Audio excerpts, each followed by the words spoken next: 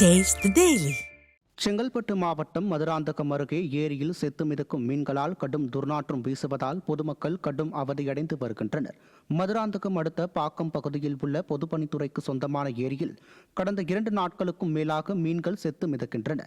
இதனால் அப்பகுதி முழுவதும் கடும் துர்நாற்றம் வீசுவதால் அப்பகுதி வழியே பயணிக்கும் மக்கள் கடும் சிரமம் அடைந்து வருகின்றனர். மேலும் தண்ணீரிலும் சுகாதார சீர்கேடு ஏற்பட்டுள்ளதால் உடனடியாக ஏரியில் செத்து மிதக்கும் மீன்களை அப்புறப்படுத்த வேண்டும் என அப்பகுதி மக்கள் கோரிக்கை விடுத்துள்ளனர். தூத்துக்குடி மாவட்டம் எட்டயபுரம் பேரூராட்சியில் துருப்பிடித்த பழைய இரும்பு கம்பிகளை கொண்டு தரமற்ற முறையில் சாலை பணிகள் நடைபெற்றதாக குற்றச்சாட்டு எழுந்துள்ளது. 5வது வார்டு பாறை தெரு பகுதியில் ஃபேவர் பிளாக் சாலை அமைக்கும் பணிகள் நடைபெற்று வருகிறது.